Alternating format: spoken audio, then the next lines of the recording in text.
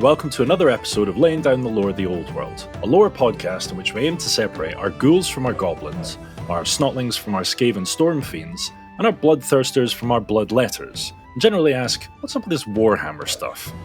My name is Ben Crone Barber, and I know pretty much fuck all about Warhammer.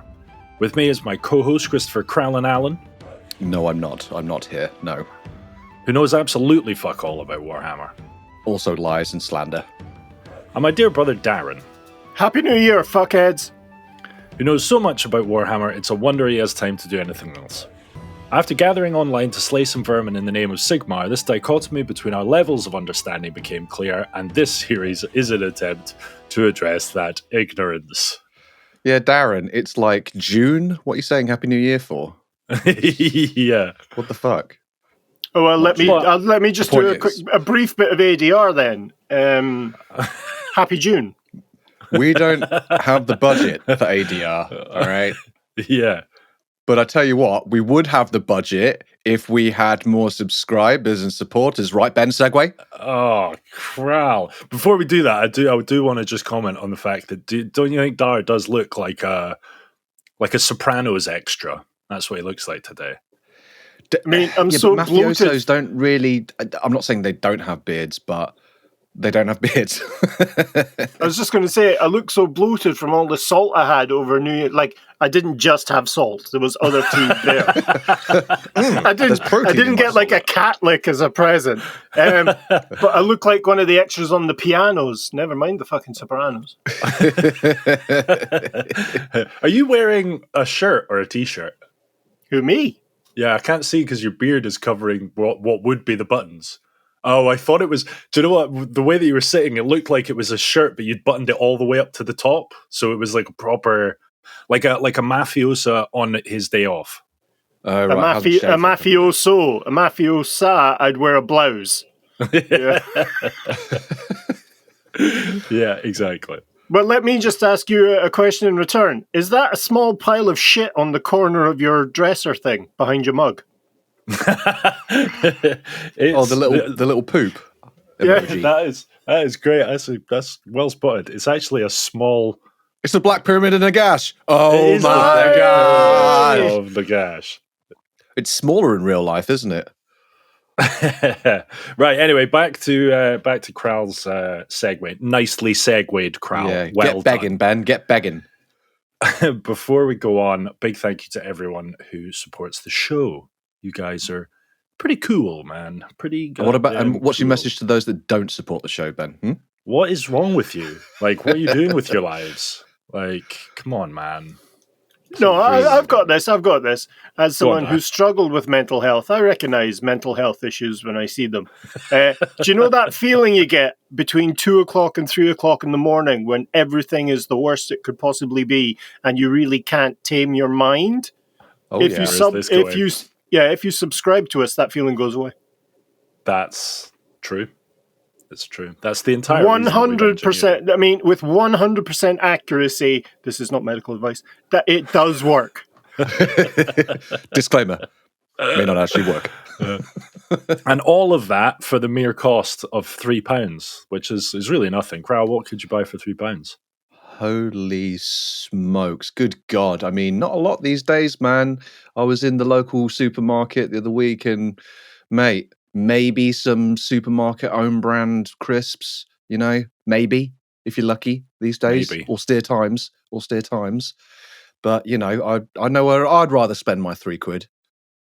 Well, exactly. Yeah, but you don't. Yeah, you're one of them, Chris. And for an extra £2, you can have full access, or access even, not a full. Well, it is full access to the full back catalogue of our bonus series, Chunks of Dar. Dar, how does Chunks of Dar make you feel inside? In one word, redeemed. That is not how it comes across, but I'm glad that's how it makes you feel. And if you are keen to support this podcast, but you don't fancy a subscription, which I get, it's a big commitment, and I've got commitment phobia, so I really understand where you're coming from.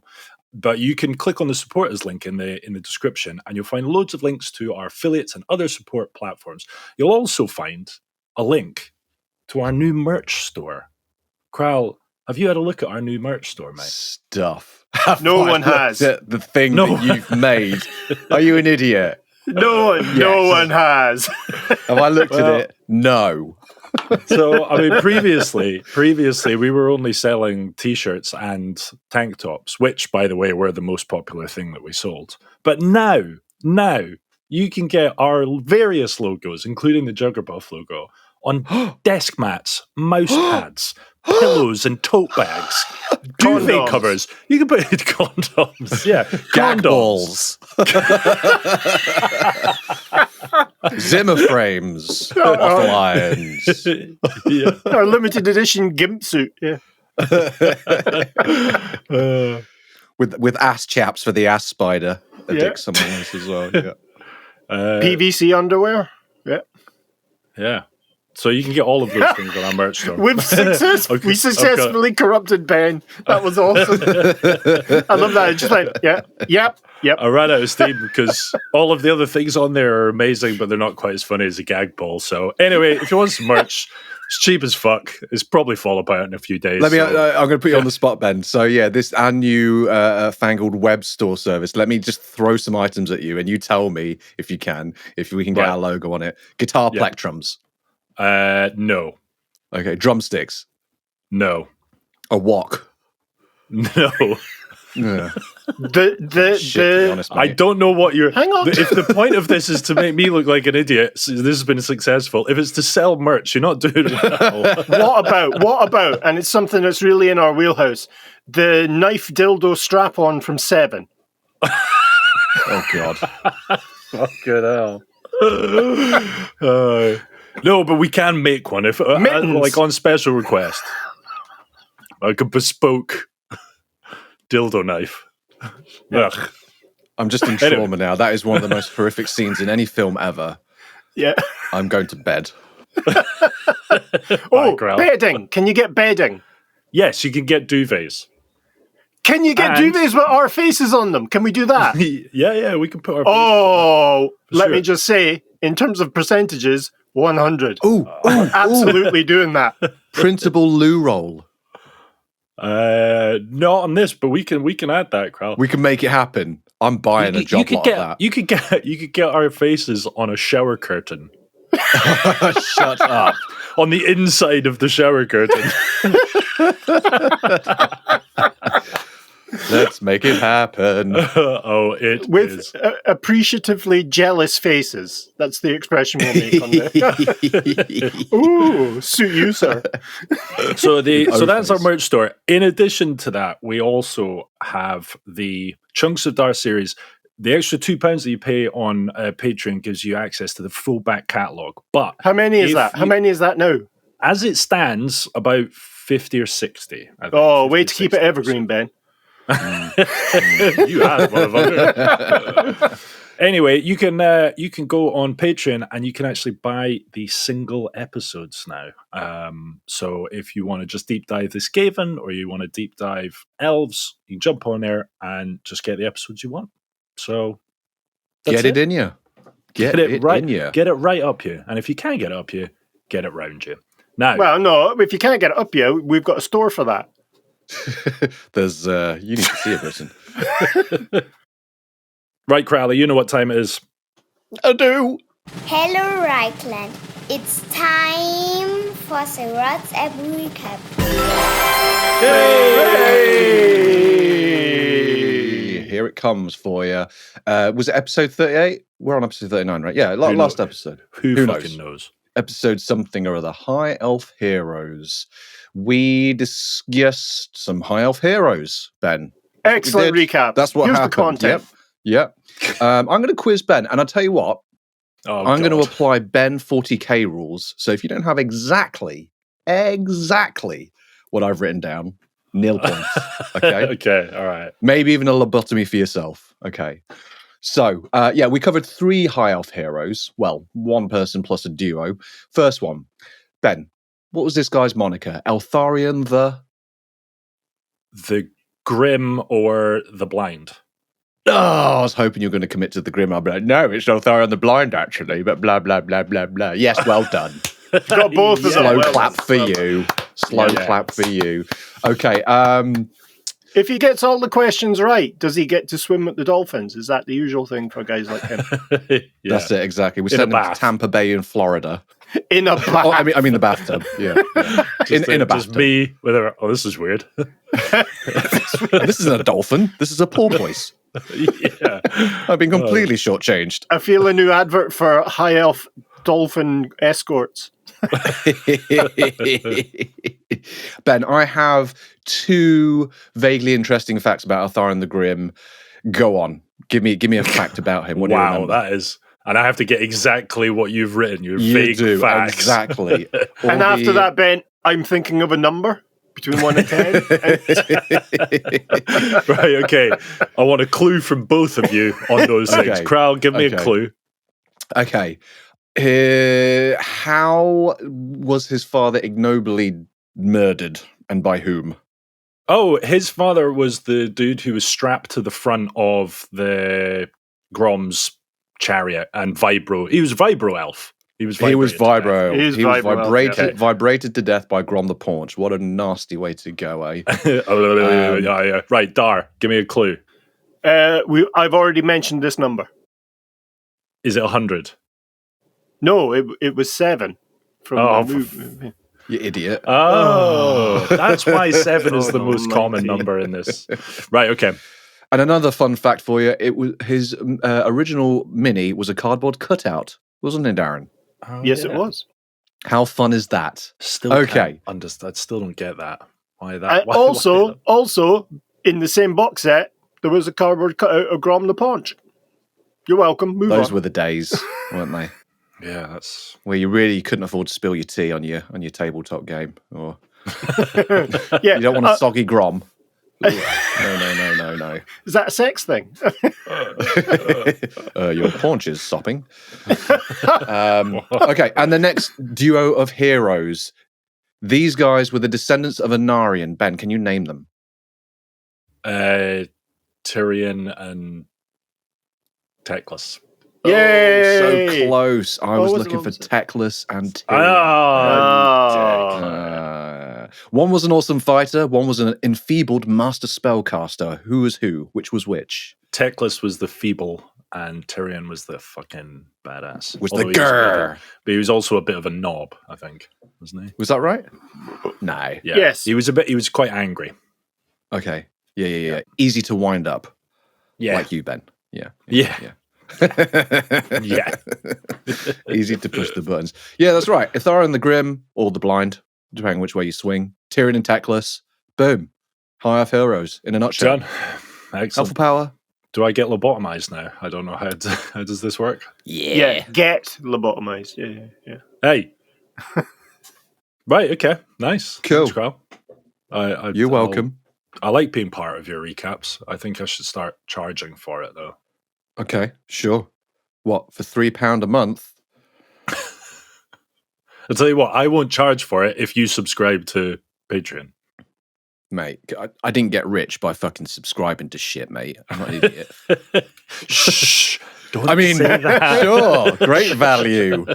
I mean, I did get rich by subscribing to things. The life advice that is available on Chunks of Dar. Investments may go up and down. What? Right, okay. Well, that's all that done. Dar, take it away. Right. Welcome, dear listener, to the final episode of High Elves.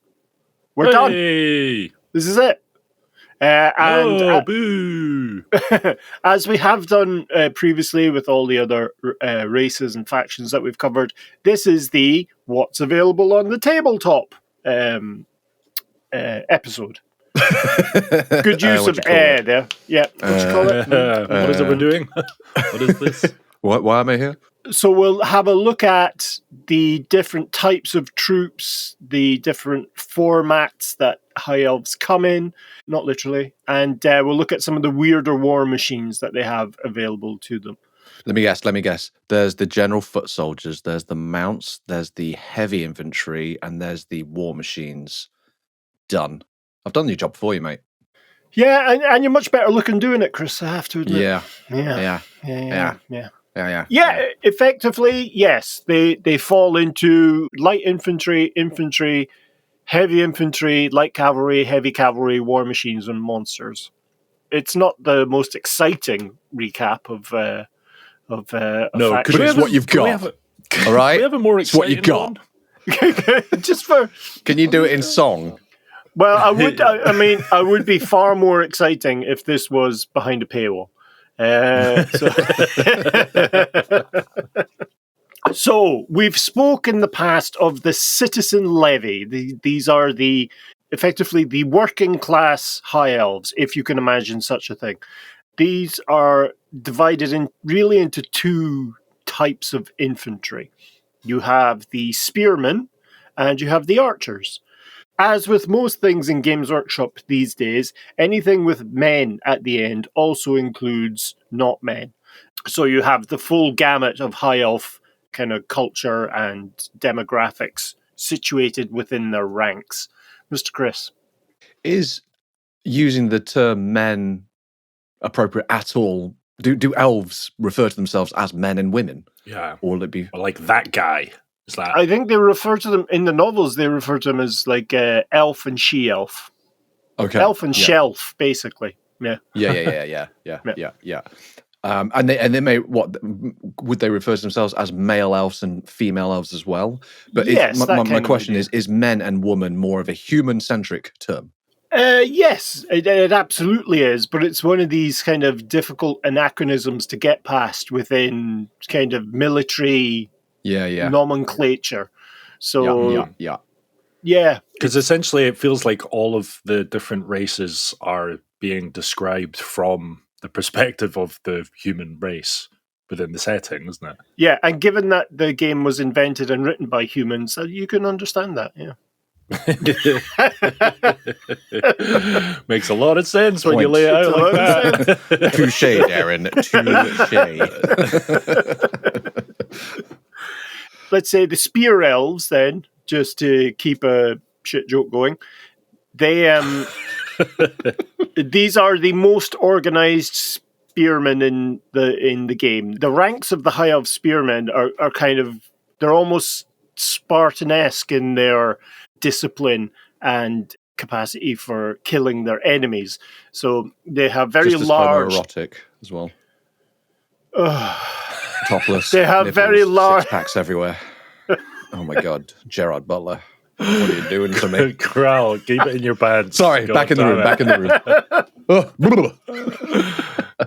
So they're incredibly disciplined warriors, even though they are not full-time warriors. On the battlefield, they are armed and armored with kind of heavy scale mail, the one that looks like fish scales. But these ones are rectangular, so a rhomboid fish. Is that a thing? Who knows? So they look like very roof. tall, butt plug-esque like helmets. Wow. Got Yeah. it. So they charge right at you with their head down. Yikes. And do they only have spears? They have spears. They have also hand weapons, which is swords, axes, that kind of thing as well. Right, But on the tabletop, they're principally, their best use is with spears, because troops armed with spears can fight in two ranks. The first two ranks can fight, rather than just the first rank, which would be normal for other weapons. I see, right. But then, is there any sort of restriction on their ability given the nature of a spear? Because a spear is great when, let's say, somebody, or a mini on the table is like 2 inches away. But once they're an inch away, they're kind of past the business end of the spear. Now they're just at the shaft. They just put the spear down and lay down. Just give yield. Show their belly. With the legs up in the air. Yeah. I submit. No, that's why they have swords and axes and stuff. Right. That's the hand weapons to get past, or for troops that get past the spear tips. But they also have very large tower shields, the very kind of almost as tall as themselves, in fact. So when they brace and create a shield wall, very difficult to get past them. And what you have to also factor in, segue, is the expertise of the archers who can, pick the wings off a gnat at a mile if they're really strong. A mile is That's ridiculous. just lazy, isn't it? 100 feet. There we go.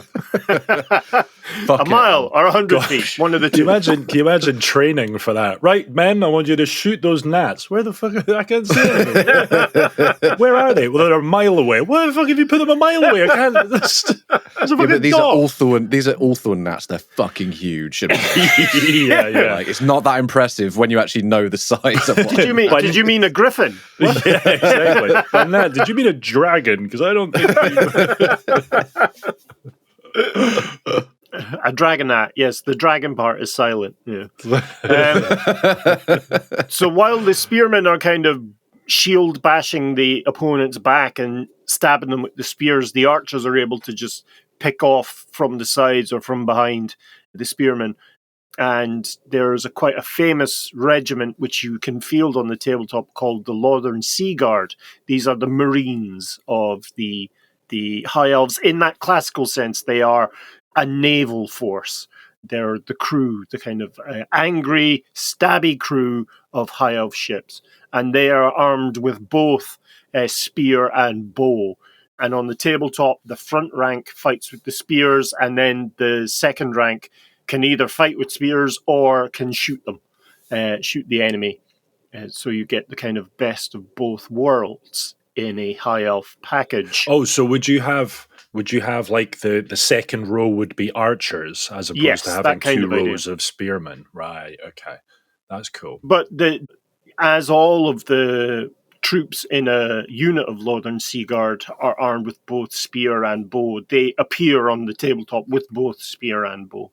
How the fuck do they do that? How do you use a spear? I can kind of get using a spear while holding a bow. How do you use a bow while holding a spear? They balance it on the tip of their very tall helmets. Yeah. Unless you held the spear in your hand while pulling the arrow back, like in your pullback hand, which I'm sure there's a better way of saying that. They actually shoot the spears. You said they've got forearms like Popeye. Yeah, they rest the spear on the shoulder of the guy in the rank 1 and just pang, take his ear off. Right, okay. And so in terms of Citizen Levy, the spearmen and the archers, they are by far the most common type of unit within a High Elf force, that one that isn't specialized to some extent. Now, in terms of the levy, the infantry really are the kind of commoners, the meat shields. In terms of the nobles, who are also bound by this Citizen Levy, unless they're actually part of a more specialized unit, they will in general appear either as a kind of minor hero who's leading the infantry, or they will appear in what's referred to as the Silver Helms, which are the High Elf cavalry. Silver helms,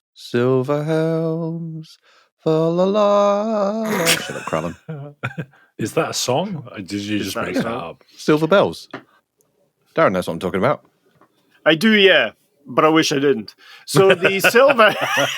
I'm not encouraging you, crap. I do, but I'm kind of dying inside. I'm not responding.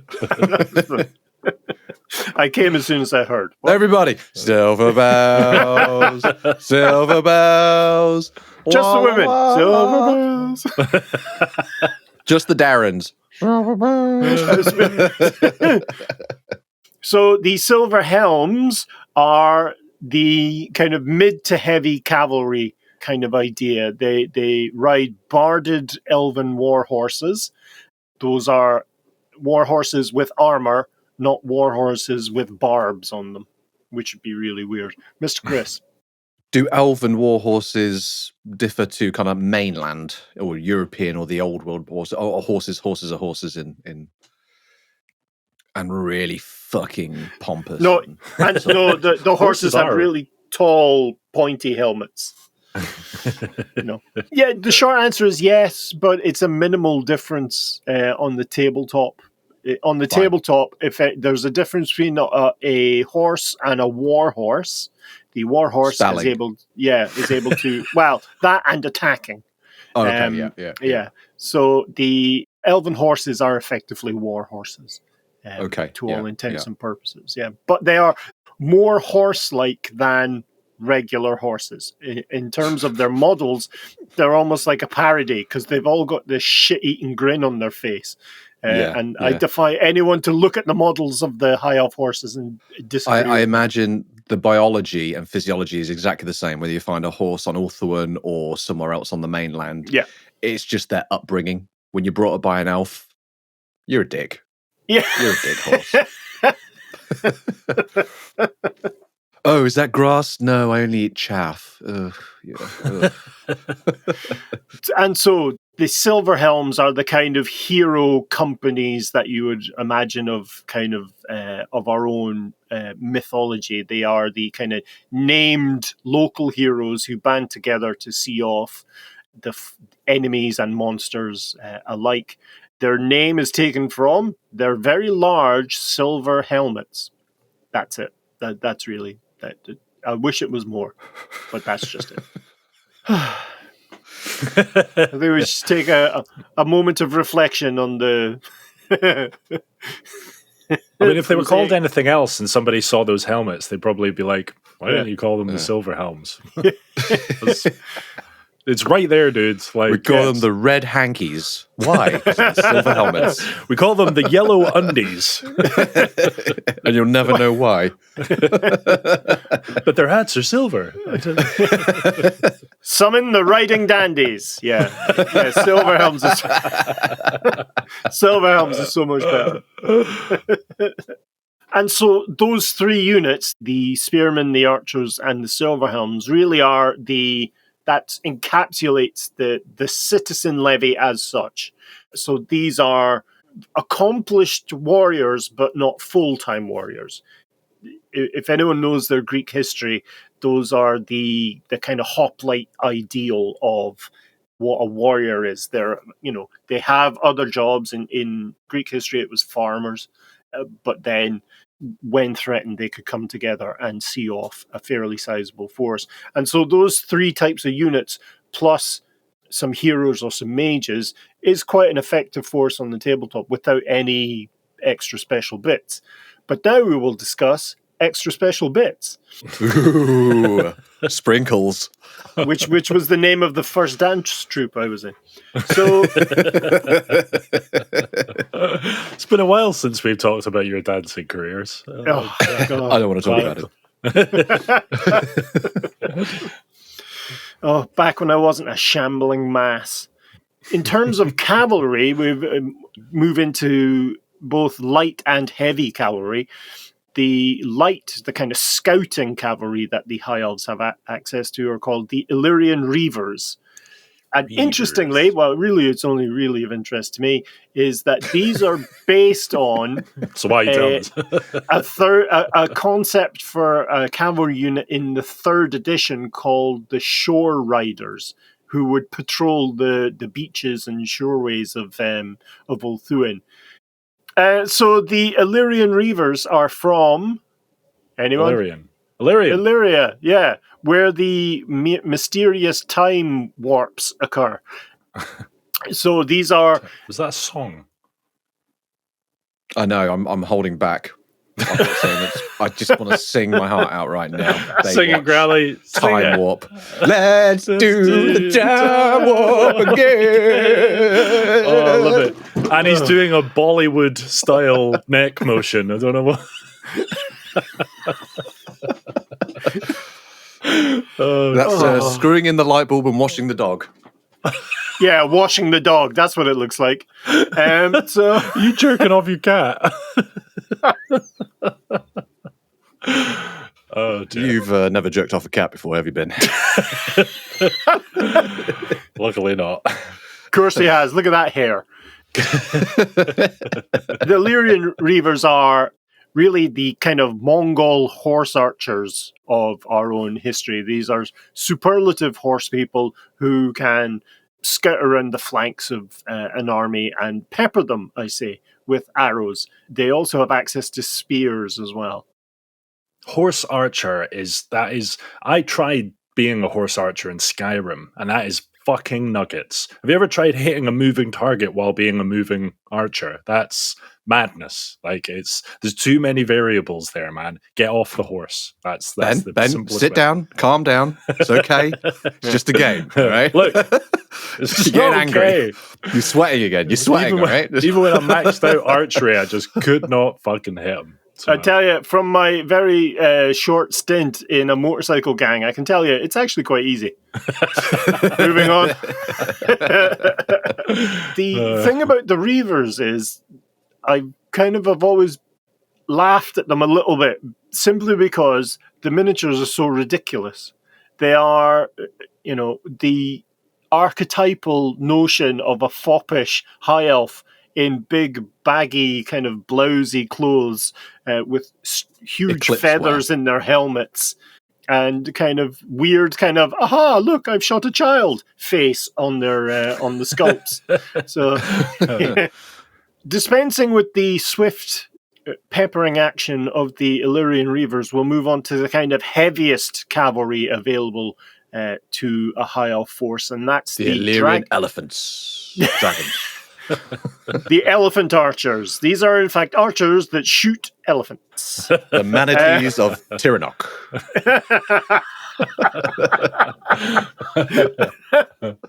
Or sea cow. Yes. I've just got a vision now of a sea cow coming at you in a big, giant silver helm. Rawr. launched like a doom diver. What am I doing out the water? Launched from the water. This is not my natural habitat. I'm speaking of the Dragon Princes of Caledor, or Kralador, if you will. Thank you. And so these are elite high elf cavalry who are dressed to look like manatees. I mean, dragons. They're dressed like dragons. Yes. So their armor is all kind of covered in dragon iconography. Their horses are barded to look like wingless horse dragons. Really, once they start a charge, the only thing that really stop them is a mountain or another unit of Dragon Princes of Caledor. Or stairs. Or a dragon. Or a dragon. So these are the kind of elite cavalry, as I say, of the High Elves. When they are in the kind of battle line, they are really the kind of shock troops. They're the ones that batter through and break the enemy formations. Mr. Chris? Why look like a dragon when you can actually get dragons in Ulthuan? Because there's not enough dragons awake. Okay. Yeah, they're having a snooze. They're having a snooze with the vampires, Chris. Yeah, of course. Yeah. Grr. You said that they break the formations on the tabletop. Is that actually a thing that you can do? Because I know I've seen the Old World. It's not like 40k in that it's separate miniatures. You're actually as a single unit. Can you break those units up into separate? If I'm thinking of you thinking you can voluntarily or involuntarily break a unit up from a rank and file, there are units that are scouting units that will appear in a loose formation. So it's like 1 inch between all the bases. Right. And so, but if they're attacked, if that kind of unit charges or is charged, they then have to rank up so that they can get. But in terms of routing enemy units, if the Dragon Princes or any other unit successfully beats an enemy unit in combat, they have to pass a test to kind of have the courage to stay. Usually, it's if the attacking unit kills more than the defending unit, or vice versa. Whoever loses that has to take a route test or a break test. And if they fail that, they then flee. So they move 2d6 away from 2d6 inches away from the unit that broke them. And sometimes those units can then do a secondary charge. And if they catch the unit that's fleeing, that unit is removed from the table completely. Okay. So it's just considered automatic death. Yeah, it's the dangers of having one of these massive units is they can be destroyed fairly quickly. Not necessarily in terms that gel with the lore, because if you can reach just one figure, the entire unit disappears chasing a route. In terms of a breaking of formation, which would be a number of these units, if you manage to rout a unit, any other unit that's within 12 inches, or there are various interpretations of the rules or various versions of this rule, any unit that's next to it has to take a test because one of its ally units routed. Okay. It kind of macros out, so you can actually fold up an entire army on the assumption that your opponent rolls really badly for break tests and route tests and stuff. So yes, any unit, but it's these types of units, the kind of really heavy infantry, heavy cavalry, more heavy cavalry that can roll up an army if you kind of have them on the flank and can just charge from one unit to another unit to another unit over a series of turns. Yeah, cool. Pretty important units to have. So it's as with historical war games and also as with history. It's these heavy cavalry units that can fold up opposing armies. Turn the tide. Yes, exactly right. That's really it for cavalry, but we should make mention of Tiranoc, obviously, the manatee chariots of Tiranoc. They are superlative charioteers, so this is a chariot pulled by two douchebag horses, as Chris says, and there are two high elves in the chariot. One is the driver, another is either a spearman or an archer, or both, depending on how you want. And don't get me started on how difficult a job an archer has. Right? He's fucking... And so these are superlative charioteers, second to none in Ulthuan, but in general only appear as kind of isolated units.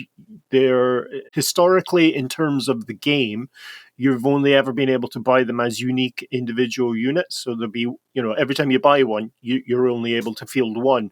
Whereas something like the Tomb King's armies, you can field units of chariots. So you can. Is that relative to the power of the elven charioteers? Are they just OP generally? I think they're not. You would use them to kind of augment a heavy cavalry charge or a cavalry charge. Say they'd be used in conjunction with silver helms or with dragon princes. And if you're using them as archers, you could use them as a kind of shield for the Illyrian Reavers as well, because they can soak up a bit of damage before you have to take them off the table. But it's in the game, it's the dangers of having a single type of anything is that it's one archer unit firing all of its arrows at you tends to kill you. Tends to, not always, but that'll do it. Yeah, that's been my experience. Yeah. And so I think we should dispense with the cavalry for a moment. There is one unit left in there which is worth a mention, but we should cover that in a separate section. We then get into now the kind of heavier infantry, which can be used either as kind of points of defense or stable points within your army, or you can use them to attack. And the kind of big three there are the Sword Masters of Hoeth, which is in Safri. Aye. And so these are the Nodachi-equipped samurai of Ulthuan. So these are the kind of warrior monks of the White Tower. The stabber, jabber, and slices. Absolutely. I think I've seen those MCs at a drum and bass thing. Stabber, jabber. Brill cream. Scream if you want to go faster. The more you eat, the fatter you get. Let's go. Chris's previous life as a festival. I was a really shit MC. Principally because I used to introduce myself as Muck instead of MC. It's Muck Krallen. No, it's MC Krallen. It says Muck. You thought all MCs were Scottish. Yeah. Hey, it's Muck. I don't know, that dude. Oh dear. So yes, the sword masters of Hoeth are superlative warriors with these huge 6-foot swords running at you in almost kind of complete silence. They do have their own little war cries and so forth, but they no, it's more. They've got really high pitched voices, so they don't say much. Like charge. No, they're kind of covered in ennui. So it's like, oh, we're going to do this again. Why must I have to kill all the enemies of Ulthuan? Charge! or they're really sarcastic. Oh, this is fun. It's like your Charge, AI I intro guess. to the other show. Like, well. Yeah. We may as well charge. The sarcastic sword masters of Hoeth. I love it. That would be really off-putting. Like you're being charged up by like a whole platoon squad of badass-looking samurais, but it's silent. You'd question your own hearing, wouldn't you? You'd expect like a bloody crescendo of noise coming at you. Like, Yeah. Are they charging?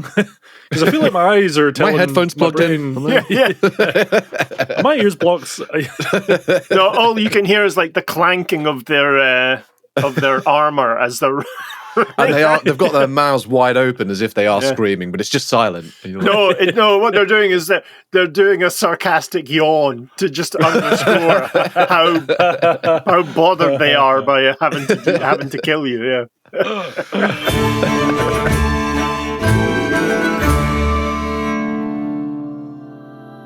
Are you tired of your troops looking drab and dull?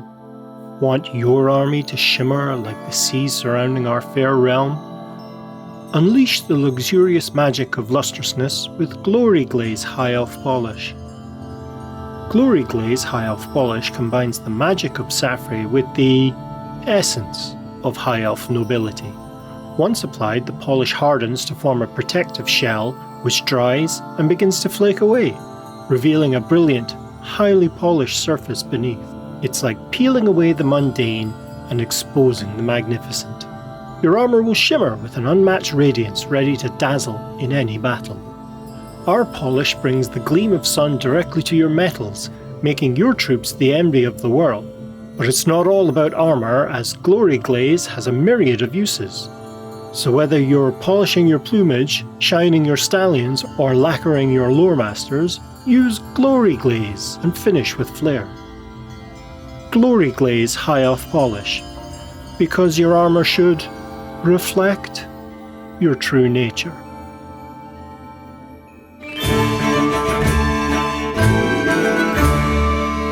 So these guys are usually, equipped with magic banners. Their leader, the kind of sword master, is usually equipped with a magic item that makes him a magic user. So they're able to, kind of harness the full gamut of power available to them from the White Tower.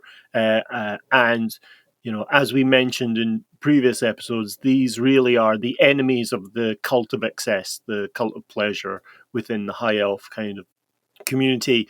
And they're the kind of secret police, as it were, of Ulthuan against such a threat. Mr. Chris.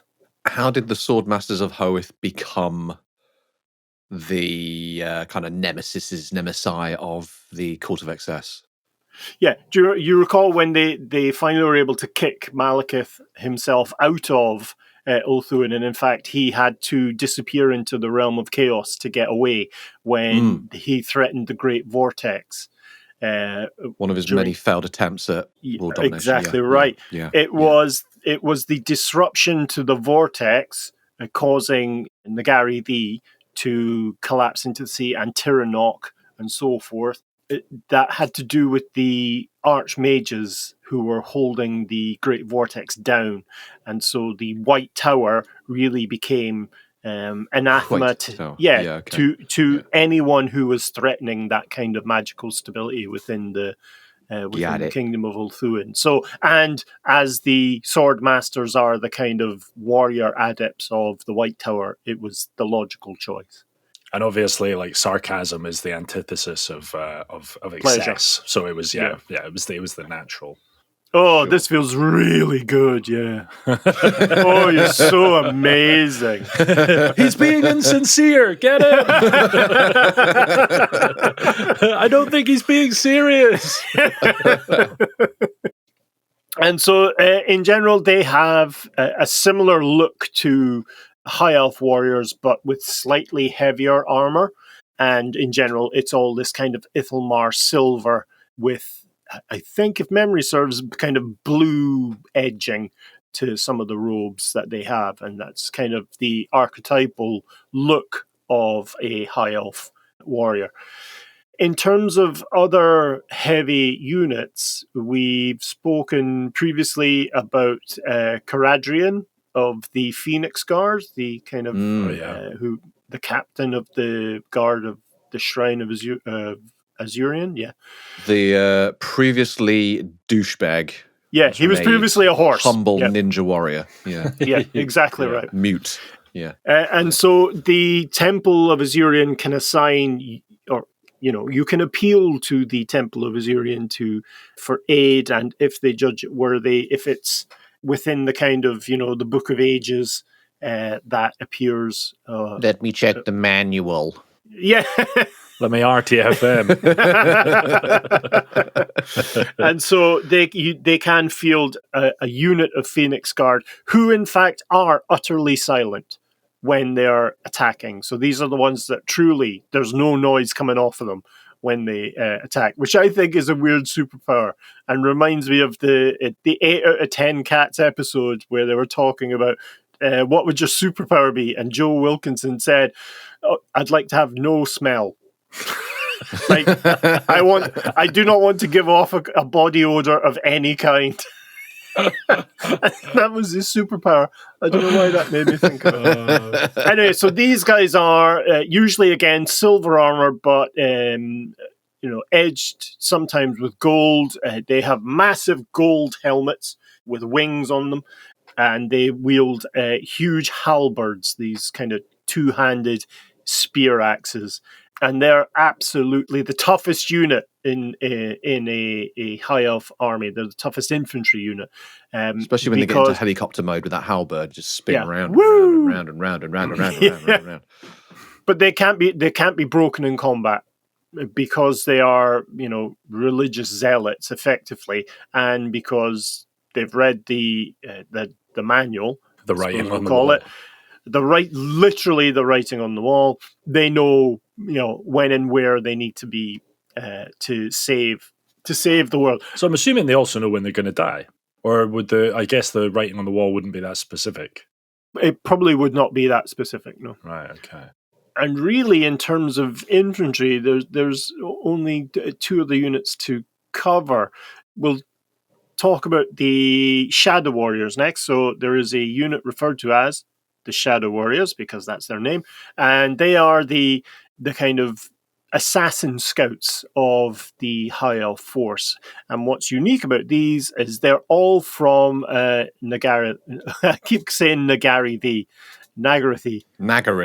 So they are descendants of the loyal High Elf kind of population of what became the Shadowlands, of the remnants of Malekith's home kingdom.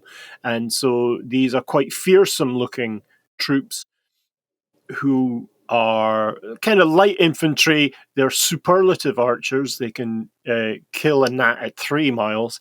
And no, nothing. A dragon gnat. Nothing at all for 3 mile dragon gnats. Never mind. But they're fairly handy in close combat as well. And these guys, really, you would have them scouting around the flank. You'd be looking for them to disrupt the opponent's scouts or try and sneak around and destroy the opponent's war machines, or pick off a specific character like a magic user or a hero. Exactly right. Do they have a greater movement stat? Are they able to? No, not really. But what they have is a kind of scout formation. So instead of being ranked up, their default is this kind of open formation. A smattering. Which means that in an open formation, you can cross obstacles and cross through terrain a lot faster than you would be if you were moving as a kind of rank of troops. Shuffling. Right, okay. What's interesting about the models for the Shadow Warriors is that they have an alternate build, which turns them into the handmaidens of the Everqueen. And so these are, cool. Again, based on the same models, but this is a female regiment of archers who use magical fire bows to pick off enemy units. And they frequently appear when Alariel the Everqueen is on the tabletop. So you can, all of the heroes we mentioned in the previous two episodes can be fielded. So Alathanar can appear with the Shadow Warriors. Tyrion, usually mounted on his warhorse, appears with a cavalry regiment. Teclis can appear by himself or attached to a unit of sword masters, or indeed any other infantry unit. Atharion the Blind just wandering around aimlessly, just bumping into things. Yeah, screaming, "I'm from an alternative universe," as he kills. No, I don't need your help. I don't need your help. Can I help? Hang on, listen. Can you hear? The Phoenix Guard are charging. There's nothing. And so the handmaidens of the Everqueen appear where Alariel appears on the tabletop, and she's an absolute diamond magic user, using the spells of life magic and high magic to destroy anything that threatens her home. She appears really only in a kind of defensive narrative, as it were, because she tends not to leave Averlorn, her kingdom within the inner realms of Ulthuan. Nice. We'll deal next with kind of two groups of elitish warriors, which have interesting war machines or chariots associated with them. The first is the White Lions of Shrace, who we've talked about before. So these are the high elf hunters who appear usually silver armor with red edging, and the white pelts of lions over their shoulders that they have killed themselves. These are the bodyguards of the... These are exactly right. These are the bodyguards. Secret Service. Are they riding on lions? No. Oh. They kill and wear their hide. But they do have the chariots that are... Is there any chance I can get through this without you spoiling it, you cock-eared fucker? That was directed at you, Ben.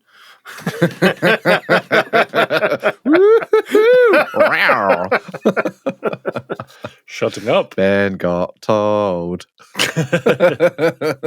This is a high elf infantry unit who are superlative bodyguards. In general, the best bang for your buck is to put your general within the ranks of that unit, and they're equipped with two-handed axes.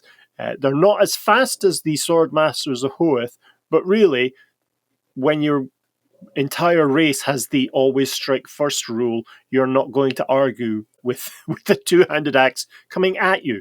As Ben kind of hinted at there, or outright spoiled, is they have a supporting cavalry war machine, which is the Lion Chariots of Shrace, which is a chariot pulled by two enormous fucking lions. Well, magical lions as well. And so you have the... It's two enormous magical fucking lions. Yeah. Fucking hell. What makes them magical? He hinted. Yeah. What makes them magical? When they roar, rainbows come out their mouth.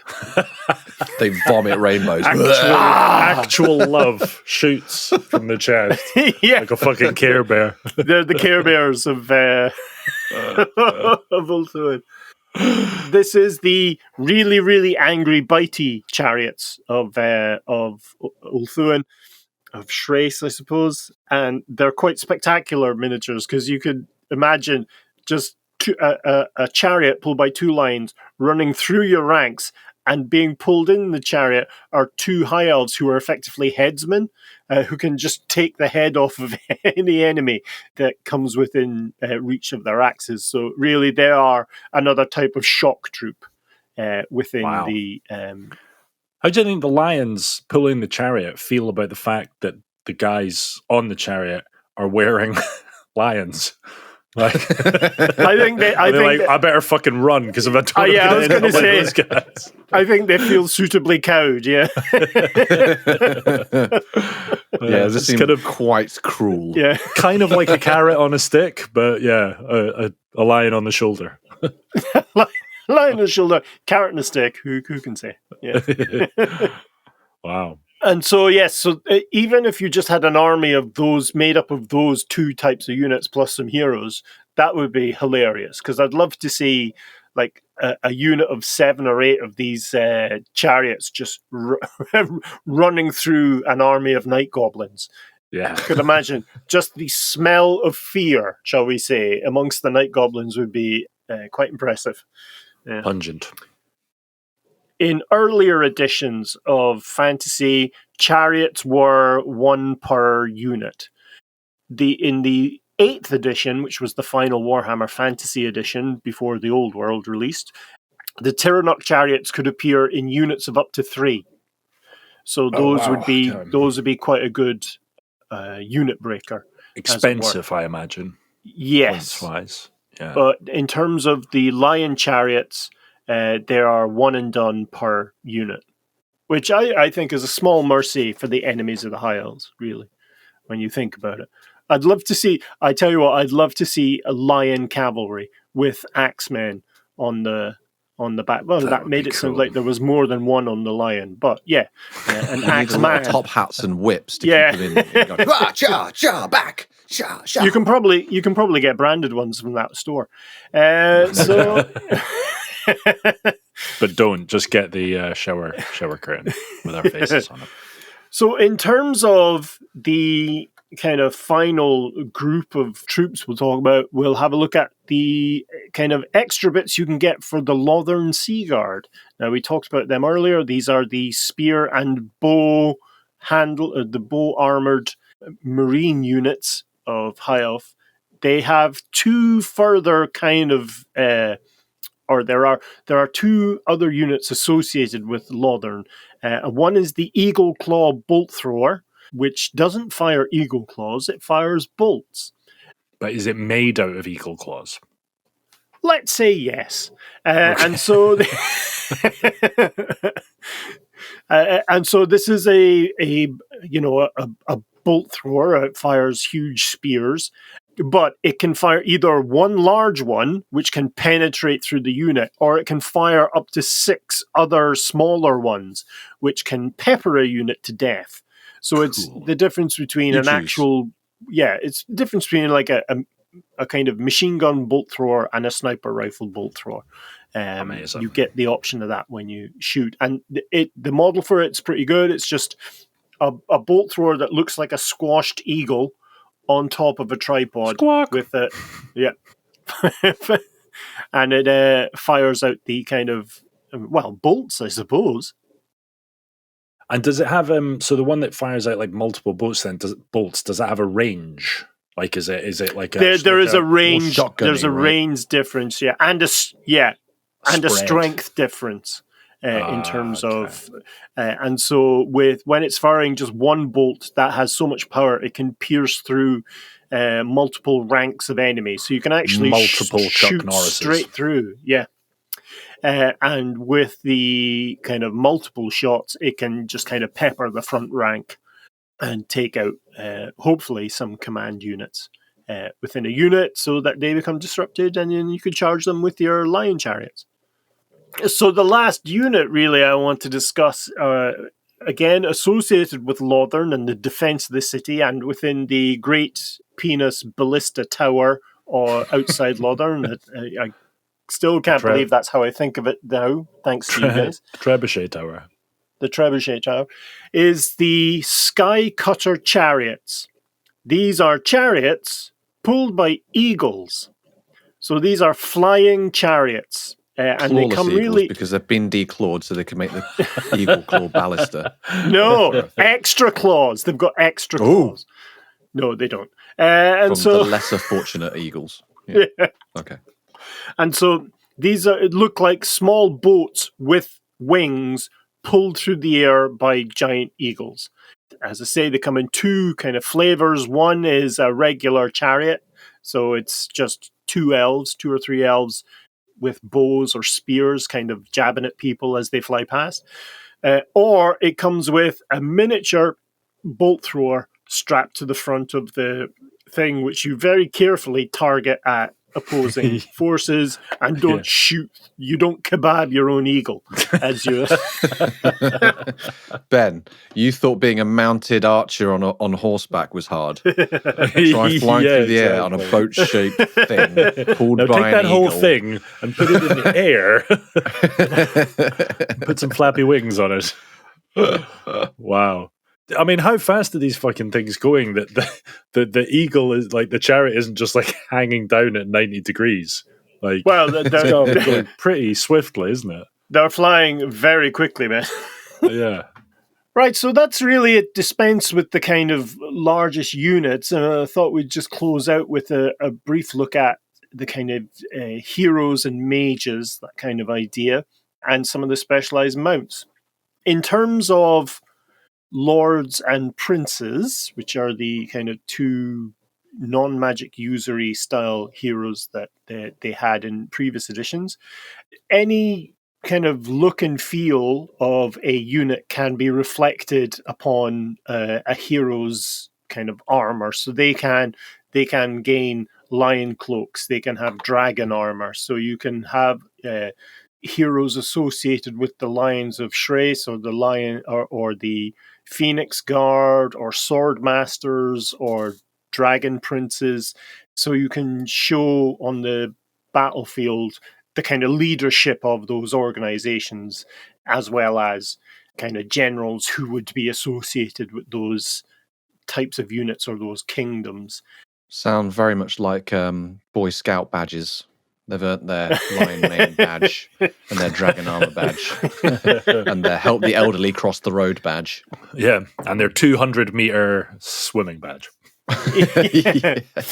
And their 2-mile gnat killing badge, yes. Which will be available shortly in our store. We should get pin badges. Yeah. Done. So you can represent not only the kind of leader, as I say, the leadership of those types of units, but also the kind of princes and kings of the kingdoms that are associated with those individual types of units, and indeed with the Citizen Levy as well. In terms of mounts, anything that can be ridden, in quotes, within a high elf army can be given as a mount to a hero. Yes, that was the word I was looking for. Hero. So you can have the douchebag horses. You can then bard that horse up to look like a silver helm or a dragon knight horse. You also have access to all the kind of usual fantastical mounts associated with kind of good, in quotes, races. You have Pegasi, and that's it. And eagles. All the flavors. Griffins and dragons as well. And in terms of dragons, the High Elf army can field a ridiculous number of dragons. You can actually mount every hero on a dragon. And indeed, some heroes can only be bought already kind of glued, literally, to their dragon. Against their will. Against in wellies. in wellies. And only wellies. Marigolds and wellies. You can include kind of really powerful mages from the White Tower in your force. Again, some of them can be mounted on a dragon, some of them can be mounted on horses, and indeed some can be mounted on chariots as well. Mr. Chris? When you put these units on dragons, is that an aesthetic thing, or does it cost you and it give you benefits or disadvantages even? It can cost you quite a bit. I think in the 8th edition, mounting on a horse was something like 20 points out of a 3,000 point army. A griffin was somewhere like 120 to 150. And a dragon, depending on the flavor of dragon, was anywhere between, I think it was 230 and 400 points, which is a huge kind of point sink. A sizable chunk. Yeah. And those points values would then be reflected on the units that are already mounted on dragons, say, like the sun mages, who, captured the power of the sun and fired them as laser beams at their enemies. So magnifying glasses and mirrors. Yeah, exactly right. So if you've got a hero on a dragon, do they get to operate individually? Does the dragon, can you do shooty with the dragon, but also shooty with the guy on him? Yes, it's treated as its own kind of entity, and so it would be able to breathe fire. In earlier editions, dragons were far more powerful for the same amount of points because the dragon could breathe fire every round, whereas in later editions, the dragons could only breathe fire once per game. Oh, wow. So I think that reflected not only the devastating power of dragons in early editions, but the kind of change of lore to these kind of asthmatic, geriatric fucking dragons that Ulthuan has now. The nebulizers. Yeah.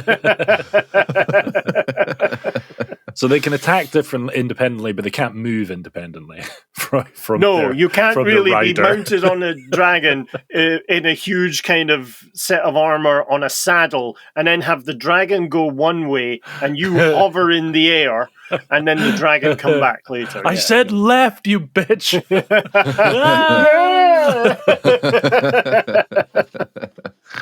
So we touched on mages there. Really, the kind of final section I want to cover is the high magic that's available to the high elves of Ulthuan. It's second really only to the magic of the slan. Mr. Chris. Can you mount a dragon on a dragon?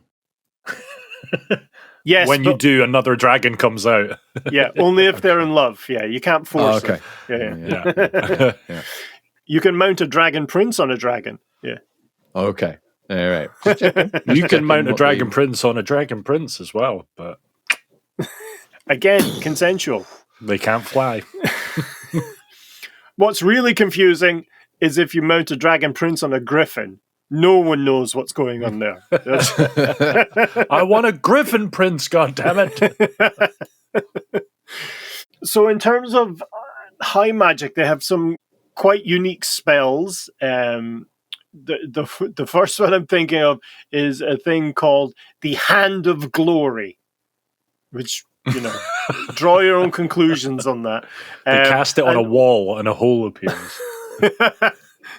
No, that's the glory hole of glory. Yeah. And really what this does is it reaches back through the DNA of the prince or hero or character you've aimed the spell at and pulls out all of the kind of heroic power of their ancestors. Wow. So do you remember the rune of doom dredged that the dwarfs had where their anger manifested as a reflection of themselves? It's that, but it's more a kind of it's an internal skill. Thing. They become imbued with the power of their ancestors. Oh yes, dredge. That would have been a great word to use with that. Skill dredge up.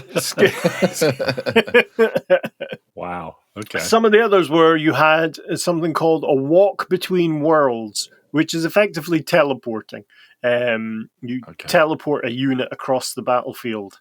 Their use of magic is so refined and powerful that it can creates a wormhole from one side of the battlefield to another, and so allows you to move a unit across really anywhere on the battlefield, anywhere sensible. You can't put a unit of cavalry on top of a building. That would be weird. You could do it, But why would you? Because they couldn't do anything Shits else. and then. giggles. Yeah. They're just stuck. The other kind of two spells that spring to mind, one's called Arcane Unforging, and really this is where the finesse of the High Elves comes into play, and that's where they're able to demagicify a magic item on the enemy force. So if you're got an enemy hero with quite a good magic weapon, it can just be turned into an ordinary version of that weapon, like a hand weapon or a spear or a two-handed axe or whatever. But they can do that to magic armor. They can do that to magic items. Some of them, if you've got like a magic box that releases a demon, then you've just got a small box. And, who doesn't want one of them? They then have to just throw it at the enemy. Ow, the corner. Devastating. And then they have this, arguably the most powerful spell is Fiery Convocation, which is effectively they summon down a blizzard of fire onto an enemy unit. What's it called? Fiery Convocation. Sounds like an off-the-menu spicy dish, doesn't it?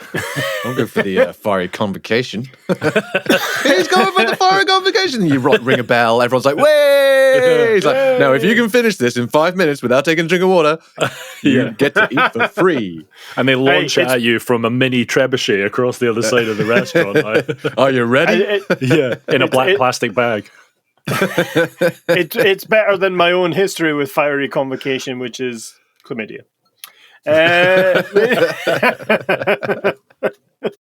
In terms then, I've just jogged my own memory with the use of the phrase blizzard and fiery, is we forgot to mention phoenixes. Phoenixuses? Phoenix Eye? Phoenix Eye. So the heroes associated with the Temple of Azurian can ride into battle on two types of phoenix. One is ordinary phoenix, and the other your is everyday typical phoenix. Run of the mill, beige. I mean, pick one fair, up at any local grocery store. Yeah, it's so dull. I'm embarrassed to even have mentioned it. Tesco own brand phoenix. Tesco own brand, which is effectively an eagle on fire.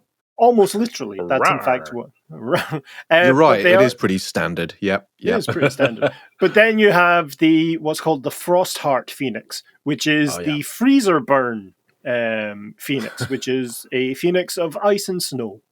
Excellent. Magical. Those two are associated with the Shrine of Azurian in terms of its, the notion of rebirth. What about the Mud Phoenix? A Mud Phoenix? Are you going down the kind of earth, wind, and fire sort of route here? Is that what you're Do you remember? September. What about a toffee phoenix? Yeah, we can keep going. We can keep doing this all day long. And so on. And so on. And those phoenix, then the Phoenix Eye, they have a unique special ability is that when they die, they explode. And then may or may not come back. So that's as dull and or exciting as it sounds. Wow. Great. High Elves.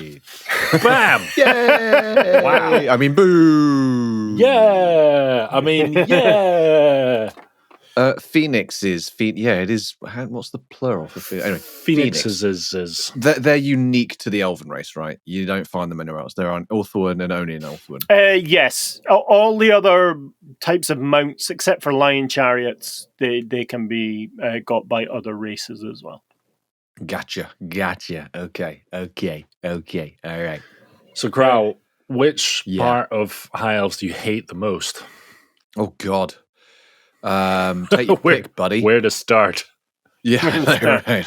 Join us next episode where Chris will list out his racial hatreds of High Elves. I think the fact that they can make other animals like horses just as douchebaggy, they can their douchebagness is contagious. Do you know what I mean? That's the real threat of elves. You know, High they elf don't keep it geese to must be themselves, those elves. High elf geese must be a real piece of work. Yeah. I do like the sounds of those white lion drawn chariots. They sound like they will F you in the A on the tabletop. Row. Well, And you get to make that sound every time you attack someone with it. Row. Grr. it's not that you get to, it's that you have to. Yeah. It's an illegal move in a competition to attack them without making the sound. No, actually, I take that back. My favorite is the passive-aggressive, sarcastic swords masters of Hoeth. I like those guys. Yawn. We could attack. Yeah, we could. Oh, so you want us to attack? Oh, right, okay. God. What are you going to do, though? No, just remember, you wanted this. You wanted this. I actually agree, but for the opposite reason. I love them because they're fucking amazing. They're just people that can wield claymores as if it was like a bread knife. Yes, please. Yeah. And I imagine just them like flaring. You know, like in America, you get the guys that are really good with spinning the boards outside, like the shops and stuff, like that. And they have competitions for that, don't they? Like board spinning competitions. Oh right. They should do, like ad boards? You mean like yeah? You know, is that not bum fights? You can't say that. You can't say that. Bottom arguments. So what do you feel about the high elves? You don't really like them either, do you, Dar? No, I'm a big fan of the High Elves. Is one of the first armies I got together was the 4th edition. The 4th edition box set came with High Elves versus Greenskins. So of course I picked High Elves. Greenskins can suck my gargle in your face, Krell. All right, mate. Best day. You hiding behind your brother's wisdom. Yeah. Oh no. Like the kid behind the bully just being like, yeah, Exactly. Get him. Yeah, exactly. He's down, kick him. Yeah. Like a true greenskin. I don't give a fuck because we're still going to fuck you up anyway, man. So you're a fan. I thought you. I didn't think you were a fan either, Darren. But you are. You don't mind the high elves. I mean, you don't mind the pomposity. Well, no. As a fairly pompous man myself, I kind of relate to them. But which is why I enjoy doing this podcast so much.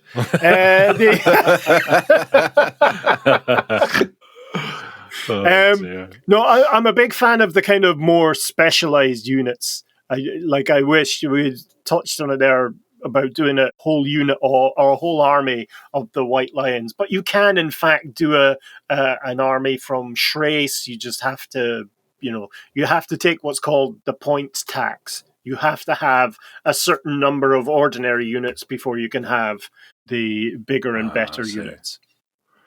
Do you get factions which are more on the tabletop? You tend to get more spell-based units versus melee and fighting units, and under which umbrella do the elves sit? Or are they quite well balanced?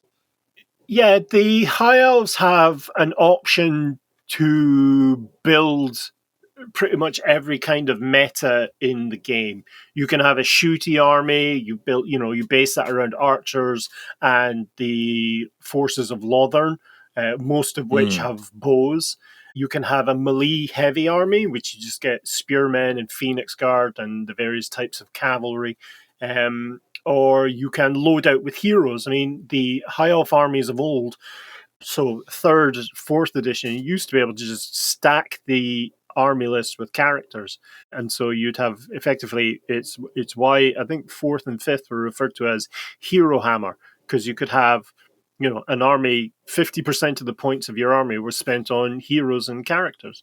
Most of which could be magic users if you wanted to, and unless you were facing off against lizardmen, say, you would absolutely decimate every round, but usually in the magic phase, where you'd either really buff up your own kind of small group of units, or you would debuff or destroy other or opposing units, so that your kind of rank and file could deal with them quite easily. But there's a great deal of flexibility in the High Elf army books, especially 8th edition. In terms of the Old World, as at time of recording, I'm a week away from getting the books, so I don't know how that kind of balance is reflected, because the High Elf army that's used in the Old World is not an Ulthuan-based High Elf army. It's from 4 small settlements down the coast of the Old World. So I expect there to be, the Lothern guys will be there. You'll have the usual Citizen Levy, but in terms of the amount of extra units you can take, the more specialized units, I'm not sure what that's going to be moving forward. Whereas I imagine, like, the vampire counts, your general foot soldiers are like shambling zombies. They're not as powerful. They're not half as effective as the Citizen Levy of the Elven Force or something like that. So you rely more on spellcasters and maybe like the heavy mounts and cavalry and things like Terrorgeists and whatnot. But that's reflected in the points cost of the individual kind of unit, the infantry or cavalry troop types, because in general, a High Elf force will be outnumbered by its enemies unless it's facing off against a Dark Elf force, for instance. But that they've used that to their advantage because they're this kind of Lord of the Rings style good aura emanating from them. They've got rules where, say, for instance, goblins, unless a unit of goblins outnumbers a unit of high elves 2-1, or any elves 2-1, the goblins are afraid of the high elf unit. So, in general, what you do is use your archers to pick off a few night goblins or any goblins, and suddenly your units cause fear. Do you generally know when you're about to have a tabletop game who you're going to face off against? And if you do you get scenarios where, like, you just turn up and you don't know what force you're going to be up against? It's kind of a surprise. I think 99% of games for most players are going to be friendly matches within a group or within a kind of medium sized community. So you have a rough idea about what you're going to face. To expect. In tournaments, it's a complete grab bag. You must kind of you have to almost build to a meta of everything. So you really will have to have a balanced force or an asymmetric force where all the points are stuck into specific characters and units, and then you can roll up opposing armies. But really, that's the luck of the draw. You might face off against something like the Warriors of Chaos, who are quite a steadfast army in terms of they're very difficult to rout. But you can do it. Yeah. Right. Cool. Nice. Right. Well, as it's the end of the High Elves in typical form, we've been sent a message. Oh, God. Do you want to hear it? Nope. No. Yes. No. Yeah. All right, here we go.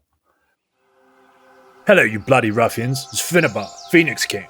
I'm just out here in Airtane visiting some fam before I hit the high seas again to go explorer-doodling. It's my thing, it's what I'm known for. Anyway, just thought I'd take a moment out of my crammed schedule to let you vagabonds know I've listened to your coverage of my people's history, and you know what? For a trio of ass clowns who look like they rolled in syrup and were thrown into a pile of pubes, you actually did a pretty stand-up job, so, bully for you. Fucking High Elves. As appears to be the way with all these lesser races, we thought we'd swallow our pride and fall in line by providing you with some honorary names. Please know, however, this cost me dearly at court, as the rest of my people still think you're a bunch of mud-slinging knob jockeys. I've sent the names over to your man Ben, who clearly is a bit of a legend, and whose love for my people has not gone unnoticed. Should we ever need a PR agent in the future, we'll know who to reach out to. Anyway, Mustache, these far-off lands aren't going to discover themselves. Toodles! What a douche. Yeah, I mean, I thought he was all right. I thought he was a nice guy. And he's one of the good ones. He's one of the good ones, yeah. Right, okay, so Finnabar, our dear Finnabar, sent through some names. So who would like to go first? Me. Do me. Right, do Crown. me. Okay. Do me. So first one. Kraladrak Trousershard, Prince of Grantham and leader of the Horrid Helmets.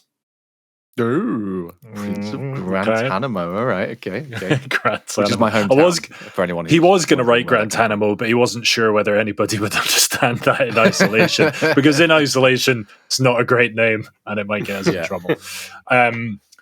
Cralius Bellus Endus, Dragon Buggerer. Oh, I like. Yeah. It's a strong one. Okay, yeah. Or It is strong. Kralprobe Xenophobe Tiny Chode, Unreasonable Hater of Elven Greatness. Oh, that's a good one. It's the last two for me. So Cralius Bellus Endus, Dragon Buggerer. I love a buggering a dragon, but I also hate elves in the same emotional intenseness. Darren, you pick one. Am I more of a dragon buggerer, or do I hate elves more? I'd say you're a dragon buggerer more than I'll take it. than Yeah, an elf chode. Yeah. All right. Yeah, he is yeah, Cralus yeah, Bellus for me. Endus. Excellent. Yeah, excellent. Dar, your first one is Andar Marsupial Seeker, Great Possum Fondler of the Lowlands. Okay. All right. Darplonk Tower Toucher, Phallic Construction Extraordinaire. All right. And then Okandar Pleasure Path, Secret Founder of the We Love Penises Cult. Yes. Oh, it has to be the last one. Yeah. Right. Okay. Bit randy there, like. Bit saucy. Okay, for me, Randy Horn Albuben, Transparent Fluid Enthusiast of Tor Egatron. Yep. That's pretty good. Okay. Yeah, that's pretty good. Ben Hathor, Elder Ledge, Upholder of Elven Pomposity and all-round righteous dude. I quite like that one. Still the first one. No, for that's me. shit. Yeah, no, that was terrible. For me. How did I know you were both going to think that? And Bendor Beast Poke, the Svelte Melt with the Dragon Pelt. that's quite a catchy one. I gotta like That's that. a great one. I think it's got to be Randy. It like a rapper? Can you say that one again? But like Svelte Melt with the Dragon Pelt, baby. I kind of like the last one because it implies you have a skin condition. But at the same time, Randy Horn Albuben is Albuben. That's the one that gets. That's my vote. Albuben. That's the one. Yeah. Okay. Well, there you go. There you go. So that was nice. That was nice. All right. I'm going to wrap up. Anything else? Bye, elves. Say bye. no. Where are we going next, or are we not allowed to discuss that? Shh, growl. Okay, all right. All right, that's all from us. Thank you so much for listening. All right. Details and imagery for the topics we've discussed in this podcast can be found on our website at layingdownthelore.com. We also have all our previous episodes on there, release schedules and merchandise, as we discussed earlier. Again, if you are keen to support this podcast, just click on the support us link in the description and give us all of your well-earned spondule. We'll be back again soon displaying just how racist Chris is towards elves and other knife-eater people. Until then, goodbye. Looking forward to hearing about lizard men next episode. You don't know that. I'm looking forward to disappointing Chris next episode. Love you, bye.